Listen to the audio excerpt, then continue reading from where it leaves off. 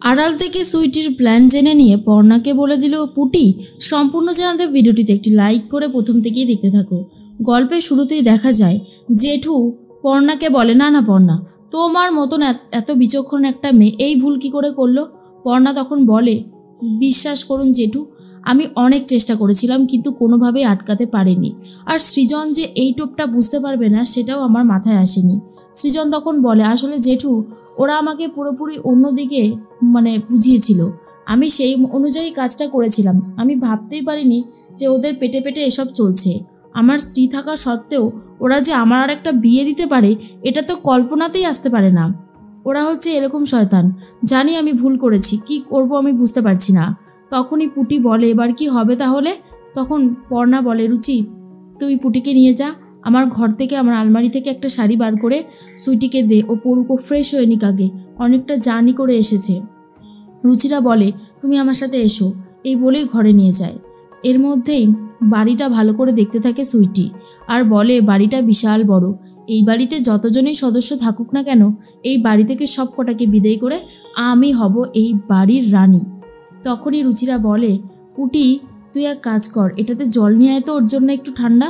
এর মধ্যেই রুচিরা পর্ণার আলমারি থেকে একটা শাড়ি বার করে দেয় আর বলে, না উমে এই শাড়িটা পরে নাও, আর ওইদিকে আমাদের কলঘর আছে, ঠিক আছে, মনে থাকবে তো? তখনই সুইটি বলে, হ্যাঁ খুব ভালোভাবে মনে থাকবে। এরপর জেঠু বলে, তুমি ওকে এই বাড়িতে নিয়ে আসলে কেন পর্ণা? ওকে তুমি পাঠিয়ে দিতে অন্য কোথাও, ও চাকরি বাকরি করে খেত, ও অন্য কোনো বাড়িতে আশ্রয় নিত, আমাদের বাড়িতে নিয়ে আসলে কেন? পর্ণা বলে, ওর এখানে তো কোথাও চেনা জানা নেই জেঠু, এত বড় একটা মেয়ে যদি কোনো বিপদে পড়ে যায় আমি তো নিজেকে কখনোই ক্ষমা করতে পারবো না।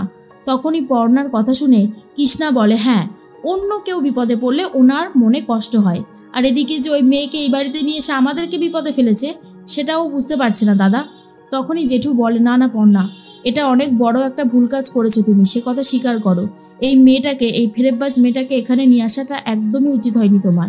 সৃজন বলে, মা জেঠু তোমরা বোঝার চেষ্টা করো, পর্ণার হাতে কোনো কিছু ছিল না, ভুল তো আমি করে ফেলেছি, পর্ণা কি করবে এখন? তখনই পর্ণা বলে, সৃজন ওনাদেরকে বলতে দাও, সত্যি তো আমরা একটা অন্যায় করেছি, সে বিষয়ে তো আর কোনো সন্দেহ নেই, যেটা হয়েছে সেটা খুব একটা ঠিক হয়নি, ভুলই হয়েছে। কৃষ্ণা তখন বলে, আমি ভাবতেও পারছি না যে আমার বাবুর কিনা দুটো বিয়ে, এমনিতেই একজনকে নিয়ে হিমশিম খেয়ে যাচ্ছি, তারপর নাকি আরও একজন, এসবের কোনোই মানে হয় না। তখনই কৃষ্ণা পর্ণাকেই দোষ দিতে থাকে আর বলে, শুধুমাত্র তোমার ভালো মানুষের জন্য আজকে আমার বাবুটা আর আমার গোটা পরিবারটা বিপদে পড়তে চলেছে। অন্যদিকে সুইটি ফোনে কথা বলতে শুরু করে। রুচিরা ঘর থেকে বেরিয়ে গেছে। সুইটি বলতে থাকে তার বাবাকে, সমস্তটা ঠিক করে নিয়েছি, এই কলকাতায় সব কত বড় বড় বাড়ি ঘর দালান সব, আর আমি এখন এই দত্ত বাড়িতে এসে উঠেছি। কত বড় বাড়ি জানো, অনেকগুলো ঘর আছে, আমাদের তো ওই ছোটো ছোটো কুপড়ি কুপড়ি ঘর, আর এদের কত বড় বড় ঘর। আমার কাছে সব কিছুই এত ভালো লাগছে সে আর বলতে পারবো না তোমাদের। এই বাড়ি থেকে সবকটাকে বিদায় করে আমি থাকবো এই বাড়ির রানী হয়ে। পুটি তখনই এসে সবটা শুনে নেয় আর বলতে থাকে, মনে হয় এই মাসিটা খুব একটা ভালো মেয়ে না। অন্যদিকে পর্ণা চলে এসেছে। পর্ণা বলে, পুটি মাসিকে কিন্তু এখন ডিস্টার্ব করবে না, মাসির এখন বিশ্রাম নেওয়ার সময়, মাসি অনেকটা ধকল করে তবেই এখানে এসেছে।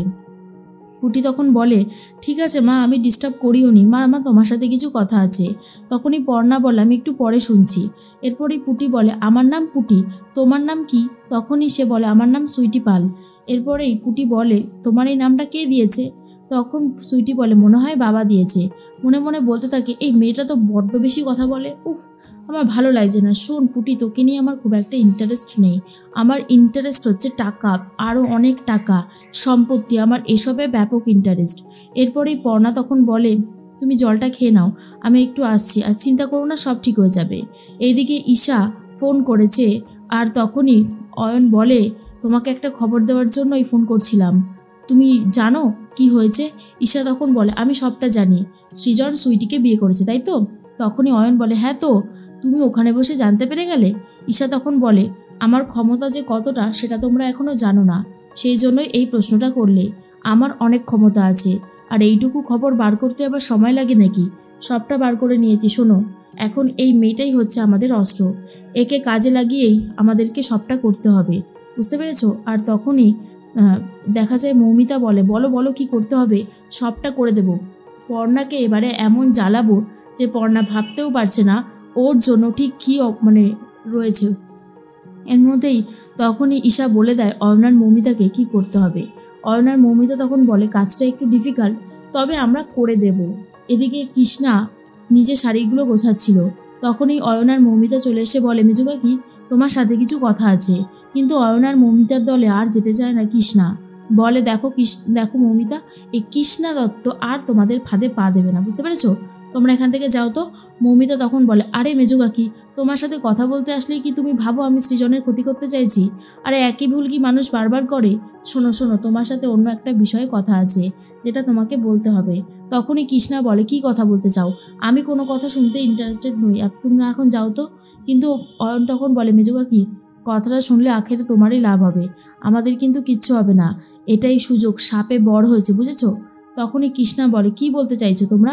মৌমিতা, কি বলতে চাইছো বলো তো? মৌমিতা বলে, সুইটিকে দিয়েই পর্ণাকে এই বাড়ি থেকে বিদায় করতে হবে। ওই মেয়ে শুনেছি ভীষণ চালাক। তখনই কৃষ্ণা বলে, কি বলছো কি মৌমিতা? মৌমিতা তখন বলে, হ্যাঁ মেজো কাকি, আমি কি আর কি মারছি বলো? আমি যা বলছি তা একদমই ঠিক কথা। অন্যদিকে পর্ণা মনে মনে ভাবে কি করে এই মেয়েটাকে এই বাড়ি থেকে বার করা যায়।